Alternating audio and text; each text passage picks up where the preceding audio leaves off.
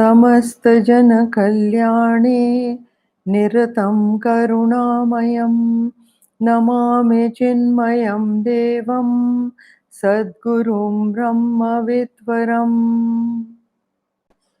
वसुदेवसुतं देवं कंसचाणूरमर्दनं देवकी परमानन्दं कृष्णं वन्दे जगद्गुरुं कृष्णं वन्दे जगद्गुरुम्.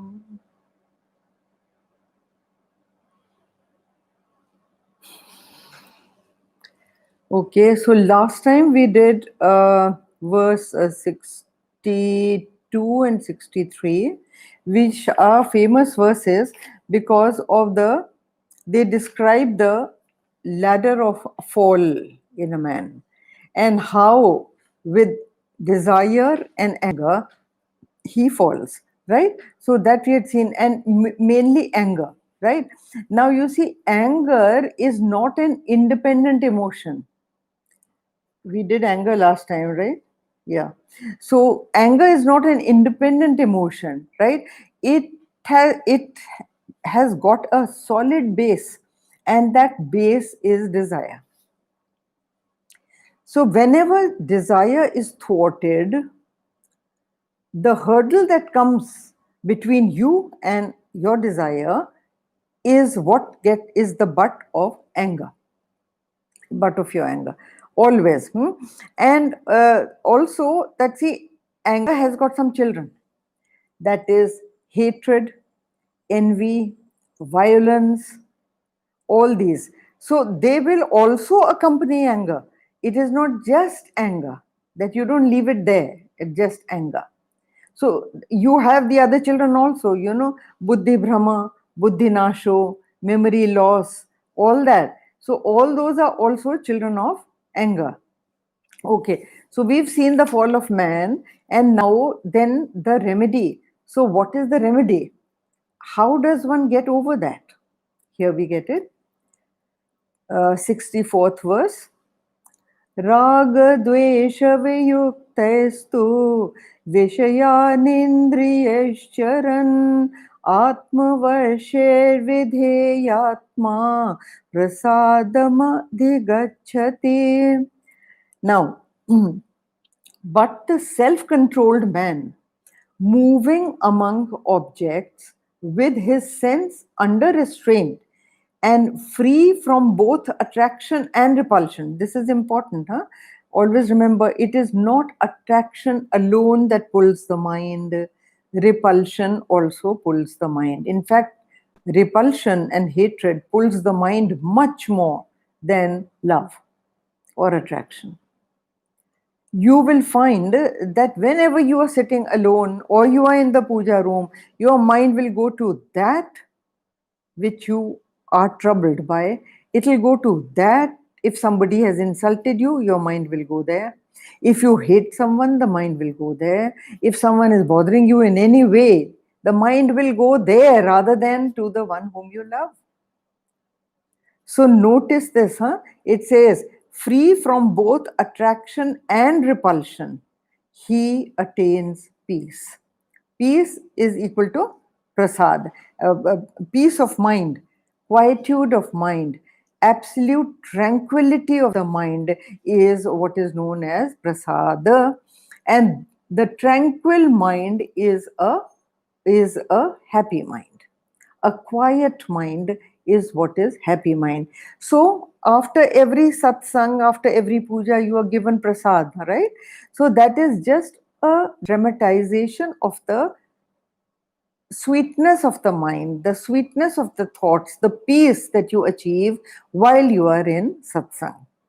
And that is it. So we in our present condition, we cannot even imagine the kind of joy that is in the mind of a realized master, because that mind is totally desire free, hatred free, envy free, is an absolutely peaceful mind. So, an absolutely peaceful mind must be having tremendous joy in it, because that is the true nature of the mind. Now, also understand that the senses do not create the attraction. The attraction is in your mind. Yes, understand this very carefully. Let me give you an example. A diamond, right? Supposing there was a man in a forest and he's a tree cutter. He was digging somewhere and he suddenly sees something sparkling. He picks it up. It looks like a little rock, but it is very, very shiny. And when he puts it across the sun, the light is almost blinding. But he doesn't know what it is. So he just takes it home and gives it to his son to play with. Now that little toddler is playing with the diamond. What does he do with it? He puts it in his mouth, he throws it about till he sees something much more colorful and something that is making a sound. So the eyes of that child and the sound that he gets in the ear, he is immediately attracted to that and he drops the diamond. So no value for the diamond. Neither this tribal man, the forest going fellow, had any value, nor the child has any value. Okay. Now after that, you give it to a woman. The woman says, my God, this looks like a diamond. And but you never know these days, it might be just something else. So let me take it to a jeweler. So she values it. She takes it to a jeweler. And when the jeweler sees the diamond, it is one of the rarest pieces. So the value for the woman was still not so much as it was for the jeweler. So he keeps telling the woman that, will you sell it to me? She is ready to sell for a much lower price. And the jeweler is very happy, because when he goes on increasing the price of the diamond is much, much, much more. And he sells it to somebody who values it even further. So, see, the same piece of diamond looks like a stone, looks like a glass, looks like a gem, looks like a rare piece for different people. And it has that kind of different attraction for those different people. So understand that the attraction of anything is born in your mind, because your mind is conditioned by your likes and dislikes from previous experiences, not only of this life, but of many lives. And therefore, the attraction to the objects, they are neither good nor bad. Objects are neither good nor bad, but you run towards those that you think are good, and you try to pull them to yourself, and you try to push away those things that are repulsive to you. They look repulsive to you, but not to everybody else. So understand this, that each one is different. But what you should do, look what he says: self-controlled man moving among objects. Self-control means that nobody else controlling you. Nobody has put it on you. Nobody has made it compulsory for you. You yourself understand and realize that I have no attraction for this thing. When you realize that you have no utility, no attraction, you don't even want to play with that object anymore, you drop it, you throw it. So that man is self-controlled. That is why he uses self-control, right? See, Atmavashya. Atmavashya means controlled by the self, not by anybody else. So he says, self-controlled man moving among objects with his senses under restraint and free from. So when he controls his mind, nothing else has got power over him. That is why he uses the word free. Free from both attraction and repulsion. I told you just now that repulsion also binds. Repulsion binds very strongly. Now, See, let's go here. The example Gurudev gives is that of a shadow. The shadow follows you all the time, right? But you have neither attraction for the shadow, nor you have repulsion for the shadow. You are not even conscious that there is a shadow. So the shadow does not get any power to destroy you. It has got no power to bother you. In fact, that is the reason you don't even notice that there is a shadow over there. Right? So you, once you recognize the changeable nature of objects around you, you stop running after them, because the moment you run after them and you possess any one of them, the attraction is lost.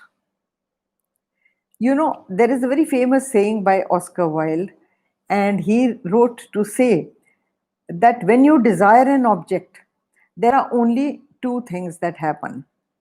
One is acquiring the object, and the other is not acquiring the object, right? So, acquiring the object, the former, is the greater tragedy. Think about it. Once you have acquired it, it is in your possession, you lose the charm for it very quickly. Either you lose the charm for it, so your mind has changed, or that object changes, so again you are sorry, right? So here, understand the ephemeral nature will also make you sure that you do not want to run after it. Okay, now see, that is why you stop lending your dynamism to the object to whip you. You lend him the whip. You lend an object, a person, a situation, anything. You are the one who gives him the whip, that okay, you whip me now, because you are helpless. So here he says that you are persecuted by your sentimental aversions and your helpless attraction for these kind of objects. But it is all a story of me and mine. The moment you want to possess, or you possess, you call it I want plus this is mine. That is what gives you the problem. Gurudev used to give the example that if Narayani's husband dies, then Kalyani doesn't become a widow. Think. It is the me and mine of Narayani, my husband, and now what will happen to me. So Narayani's husband has died. Now Kalyani does not become a widow. Kalyani is just watching from away, and it doesn't affect her at all. So this thing, put it very squarely in your mind, that the slavery to objects is the one that destroys you. Shankaracharya in Vivek Chudamani gives a very, very hard hitting example. And you know, it is really very hard hitting. Uh, Generally, they say that sense objects are like crocodiles who can eat you up. Right? So then, in the boat of Harinam, you cross the river. But he says, what about that man who thinks the crocodile to be a boat and himself goes and sits on that crocodile to cross the river, thinking that this boat, this is a boat and it will take me across? Just imagine. We all know what will happen to him. So this is a very, very hard-hitting example from Vivek Chudamani Shankaracharya gives. That what about that man who mistakes the crocodile to be the boat? Okay. Now that is why. Now see, he says that uh, anything that we pull towards ourselves or anything that we push away from ourselves, that has power over us. Once I was talking to an army officer, and he told me something very interesting. He says that, you know, if you are taken a prisoner of war, one thing that we are taught to do is to never let the enemy know what repulses you or what attracts you. Because with that they can torture you. Nothing, just see this. This is what the Gita is also saying. That the moment that thing that can torture you is only that thing which your mind repels or your mind is attracted to. Nothing else can torture you. So that is why the criminals do all kinds of horrible things to the family if they want to extort money from the family. Now, as a result of self-controlled practice, tranquility of mind takes place, and that is what he is calling prasad. It is the prasad of karma yoga. It is the prasad when you minus doership. It is the prasad when you offer all your actions to the Lord. So what is going to be the result of action doesn't bother you. Then your mind is calm, because all sense objects are ineffective to bother you in any way. So that man, his mind is still, his mind is quiet. Now, next verse 65. Prasade sarva dukhanam hanirasyopajayate prasanna chetaso hyashu buddhe paryavatishate. Now, in that peace, the first word, prasade, prasada, that is peace. In that peace, all pains are destroyed. See, sarva dukkhanam hani. Sarva dukkhanam hani. All pains, all the things that give you sorrow are destroyed the moment your mind is calm. So, prasade sarva dukkhanam hani rasyupajayate prasanna chetasa. And what gets born out of that? Prasanna chetasa, a happy mind. A happy mind, a happy antakaran is born when these sorrows end. So, in that peace, all pains are destroyed. So, he is talking of a realized master. And a realized master, see, when he is passing through the world, there is no attraction or hatred or desire in his mind.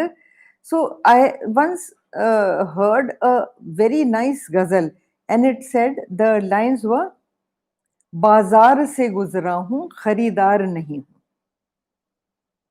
That means living in the world, watching everything in the world, nothing has the power over you. So he says, बाजार से गुजरा हूं खरीदार नहीं हूं. So here, in that peace, all pains are destroyed, for the intellect of the tranquil minded soon becomes steady. देखो, any kind of meditation can only be achieved by a steady mind. Also, when you are listening to a satsang, you are sitting in a satsang, remember that you should sit absolutely still, absolutely steady. You should sit. Gurudev was very strict about this.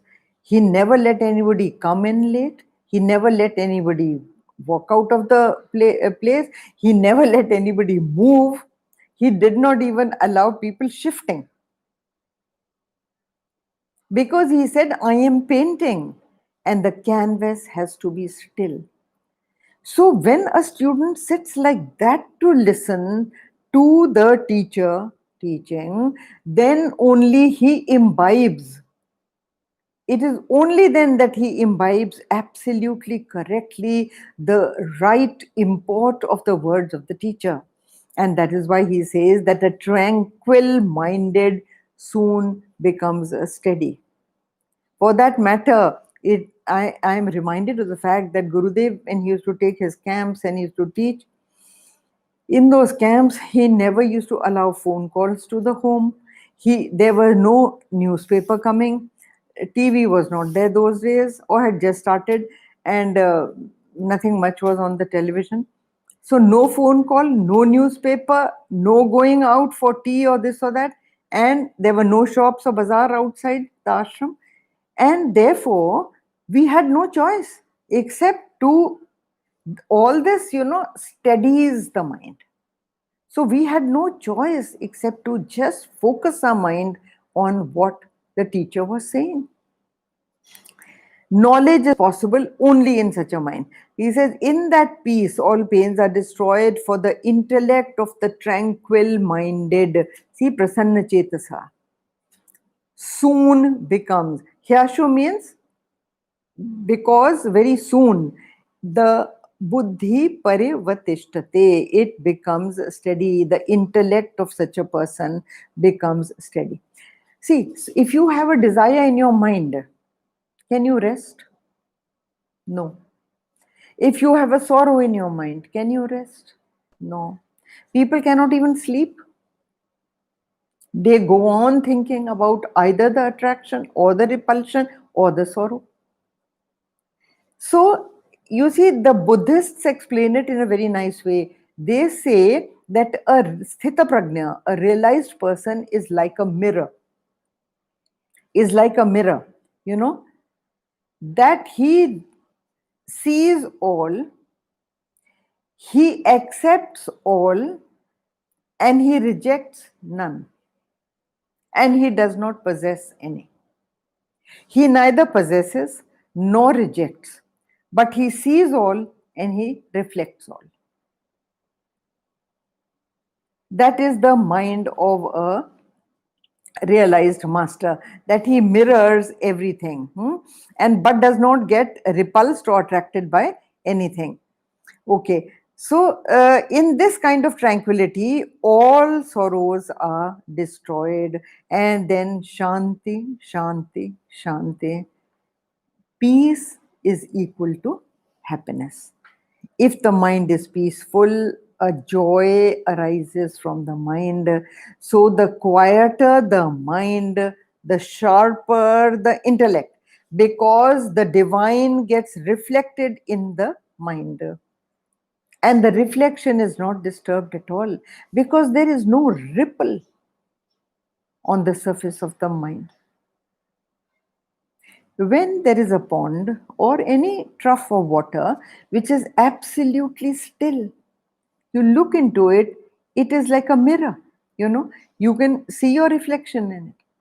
But if there is even one ripple, it will carry on forward, here and there, and your reflection will start dancing, it will be distorted. The same happens to the mind.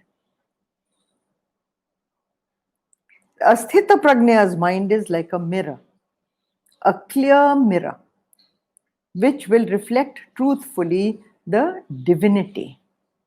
And that is why you see, the Sthita Prajna master, realized soul, if you are anywhere near him, there is so much of peace and joy radiating from him that around there becomes a kind of an energy field of peace and joy. So anybody who is within the periphery of that energy field feels so uplifted, feels so joyous, feels so peaceful. And that is what he is saying, that Acha, then there is only one way of doing this thing. So what is the one way? See, Swami Tejavananda gave a very nice example, and that example I'm quoting. He said that there was a very busy father. These corporate fathers, they never have the time, and they're all the time on their laptop doing whatever, busy with whatever. Now there was his little child playing there, not so little also, but maybe about 10 years old boy. And he was going on asking questions. And the father was very irritated because he was in the middle of a very intense meeting. So he thinks of a way out. He takes a world map and he tears it into 5, 6 pieces and gives it to the child and say, hey, listen, this is the world map. Now I have torn it. Now you take it and you please nicely see that everything falls in place and the whole map is as it was. And the father was very happy at his trick, thinking that now this boy will sit joining the map. And you know how little areas in maps and all that, it's very difficult to piece it together. So he thought, now at least for 1 hour, this boy is busy. In 5 minutes, the boy was back. Dad, I've done it. So he saw the map. It was perfectly done. All the pieces were nicely pasted and they all fitted in. The father was amazed. He said, how could you do this so quickly? So he said, turn it over. So the father turned the paper over, and behind the paper was the face of a big man with a big mustache. So what the boy had done, that just one face he had to paste and put together, which was so easy. All those little things he did not have to adjust. So also in life, we keep trying to set so many things right. This is set right, that doesn't fit in, that is set right, now that doesn't fit in. And we keep doing this jigsaw puzzle all our lives and are troubled by it and are busy with it.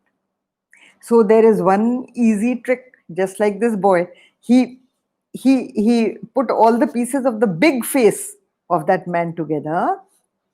So what is the only way? The only way is an intelligent life of self-control. You have to understand where the problem lies.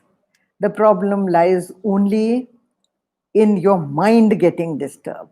So the secret is only one, and that is that when you control your mind from running after meaningless desires, small, little desires of all kinds, the mind keeps on making plans of projects, coffee here and dining out there, and let us go and see that mountain, and let us go and see that river, and let us go and see that country.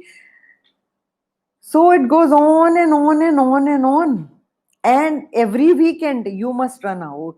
And every weekend you go and you come back weakened. So the next day is Monday. And you are weak and tired and you require sleep. So what was the object? Okay. So what was the objective? Not object. So as you have to obliterate vasanas and desires, and you have to control your mind from running over to hatreds, to jealousies, to repulsions. All those you have to, and you have to integrate your mind and intellect. So also understand that a tranquilized mind has a single focused power. That is why you notice that all these Mahatmas, their mind, if it thinks of a project, if they get a sankalp, the sankalp is so strong that it has to happen. In fact, even when they speak, their speech has got so much of power that they speak that this will happen, it will happen. That is why you have noticed so many people go to these realized masters and say that please, at least you say it with your own mouth. You bless me, but just say it with your own mouth. Because they understand that if he or she, this realized person, gives me a blessing, that blessing will fructify. Okay. Now, here, Krishna praises, extols this happy state. नास्ति बुद्धिर्युक्तस्य न चायुक्तस्य भावना न चाभावयतः शान्तिः अशान्तस्य कुतः सुखम्. This last line is very often quoted by people. Ashantasya kuta sukham. It asks a question. It is almost a rhetorical question, which doesn't really require an answer. The answer is obvious in it. Ashantasya kuta sukham means he who does not have any peace. Where or how does he have happiness? He cannot have happiness. So it is really repeating what the earlier verse said, but look what it says. There is no knowledge of the self to the unsteady. I would say there is no knowledge of any kind to the unsteady. If your mind is dancing all over the place, how can you study? How can you learn anything new? Your mind, anything at all. Even if you're learning computers or you're learning embroidery or sewing or stitching or art or craft or whatever you are learning, science, your mind has to be totally concentrated. So if your mind is dancing, see, there is no knowledge of the self. He is talking about the highest knowledge, the knowledge of you yourself, because you have knowledge of everything else excepting yourself. All the things that you own, all the things that you run after, all your relationships, they are all connected to you. But when you have no knowledge about who you are, then everything else becomes meaningless, because that X factor, the point from where you start your calculations, is missing. You do not know anything about yourself. So he says, there is no knowledge of the self to the unsteady. So, see, the main problem in life is to steady the mind. The mind should be absolutely peaceful, quiet, focused, undisturbed, unmolested by externalities. So, to the unsteady, and to the unsteady, no meditation. See, most of the people say this, that no, we can't meditate. This is a very common question. We can't meditate. When we sit for meditation, our mind runs all over the place. Peace can come only to the agitation-less mind. In meditation, if your mind is not quiet, you cannot meditate. That is what he's saying. The unsteady, no meditation is possible, and to the unmeditated, no peace. So, if you have never meditated on the self, how can you hope for peace? And to the peaceless, look how he goes. This is equal to this is equal to this is equal to this. And so he says, unmeditated, no peace, and to the peaceless, how can there be happiness? Happiness is the end goal all of us are seeking. You ask anybody, even a youngster, that why is he doing what he's doing? And he will give you all kind of answers, but for every answer you ask him, so if you get this, so then what? If you get this, so then what? If you get this, so then what? His ultimate action for everything that he wants, whether he wants a good job, whether he wants a good car, whether he wants a good house, whether he wants a good wife or husband or whatever, you know, the end result is happiness which he is seeking. All the other things are only means to attain that happiness. But if all these things, or the acquiring of those things, the possessing of those things, and the maintenance of those things is only going to cause agitations in his mind, how then does he get happiness? Even though he possesses everything, how does he gain happiness? Because he has no peace in his mind. He always sees one better than him. 1 plus is always possible in mathematics. You always see a richer than you, a more powerful than you, a more beautiful than you, a more skilled person than you, isn't it? And no matter what you become, you still become nothing. So, what is the struggle about? What is that whole thing about? That that restlessness in the mind is for not just those two rotis or two pieces of wheat bread that will satisfy your hunger. The agitation is for the 11th roti which someone has snatched from you. You don't need that 11th roti. But the greed is so much that man never stops at his needs. All nature stops when their need is fulfilled. They take no more from the universe once their stomach is full or their need is fulfilled. It is only man who goes on and goes on because his greed is never complete, goes on accumulating and accumulating and accumulating. Isn't it? And that is the reason he says that there is no knowledge of the self to the unsteady, and a person whose need is never fulfilled, who is totally greedy, his mind will always be unsteady because he will all the time be running after things. And to the unsteady, no meditation, and to the unmeditated, no peace, and to the peaceless, how can there be happiness? Right? So this is he says ayukta purush. देखो ये कहते हैं बुद्धिर अयुक्तस्य न च युक्तस्य bhavana. Somebody who is not does not have an integrated mind and equipment, who is an ayukta. Ayukta means a disintegrated mind and intellect. That means mind is running towards something else, intellect is stopping him from going there. Intellect is saying that is not good for you, and the mind is running the other way. So there is a division in your mind and intellect. There is a divorce in the mind and intellect, which causes the agitation in your mind. When the mind and intellect are both together and both understand that this is what I want and this is what is good for me, the mind is peaceful. And so, all cultural development, all knowledge, all spiritual upliftment is only possible when the mind is still.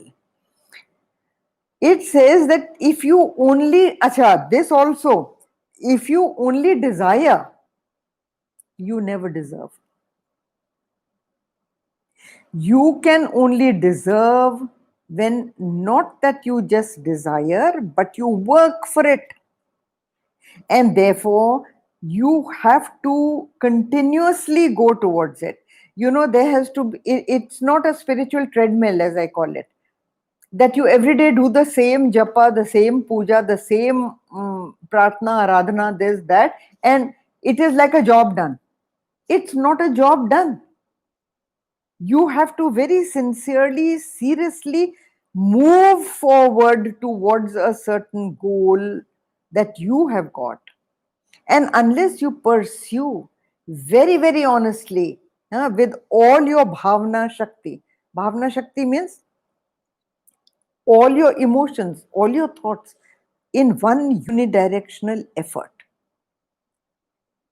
Unless you do that, spiritual upliftment is not possible. And there are many, many people who flounder over here, who are tossed on the rocks of life. They say that, oh, we fear God and we pray to God and nothing happens, and because they are not putting in the effort to gain this peace. And until you put in that effort to gain this peace, there can be no going. A man who says he's dying of thirst, and he is submerged in water, he doesn't know that he is submerged in water. Therefore, the masters have always said that this Shanti and Sukha is inside you. It is within you. And that is what will splurge out, which will flood your whole being, provided you make the effort in that direction. So only desiring will not make you deserving. No way will you deserve. You have to uncompromisingly pursue that goal, and only then will you ultimately get it. Okay, so let's do this quickly. This is a short one, but a very effective one. 67th verse. Indriyanam he charatam yanmanonuvidhiyate tadasya harate prajnam vayurnavamevambhase. This also is very, very often quoted. You know, these verses are very popular because people have gained a lot in spirituality through these verses, and they gain a lot of peace of mind and happiness when they pursue these. So here look what he says: for the mind which follows in the wake of the wandering senses, that means any mind which runs after the sense objects, wandering senses, carries away his discrimination. So the spiritual seeker, no matter how hard he is trying, his discrimination is looted away, it is molested, it is abducted, it is snatched away from him, carries away his discrimination as the wind carries away a boat on waters. Have you ever seen a rudderless boat? If a boat has lost its moorings, where will the boat go? It will be tossed on the water from here to there, here to there. It will never reach its destination. It will never take a single direction and go anywhere. But tossed and up and down, buffeted by the waves, the boat will soon be destroyed and the boat will sink. It is like a captainless ship without any direction. It goes nowhere. And he says that it gets destroyed, carries away his discrimination. So the senses act like a powerful wind which carry away his discrimination, and the wind carries away the boat on the waters. So there are passionate storms that come, and those passionate storms pull you helplessly, they drag you helplessly away from your focus in life, and you are finally wrecked and destroyed. An uncontrollable mind is like a car and a driver also sitting in the car, but the steering rod broken. The wheel, the brakes are broken, the steering rod is broken. What is going to happen to that car, you know? No matter how the driver is trying, he will flounder, and somewhere or the other he will hit an accident and die. It is something very interesting. Like, there was a man riding a horse, and he was clinging to the neck of the horse. The horse was racing. So a passerby saw him and said, "Hey, where are you going?" So he said, "No, I'm not going. Ask the horse." Because it is the horse that is taking him wherever. He is helpless. So are we when the mind is not in our control. The mind is totally gone.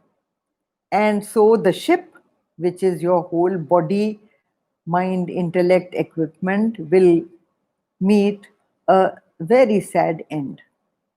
It will flounder on the waves and ultimately die. So you have to be very, very, very, very careful. And the uncontrolled mind is a dangerous thing to have. Very dangerous thing to have. So you must ultimately, one solution, as I told you always, control your mind. Be in full control of your own mind. Don't let it drag you into sorrow and ecstasy and joy and unhappiness and weeping and depression. That is what you let your mind do to you. Okay, this much for today. Next time we take verse 68.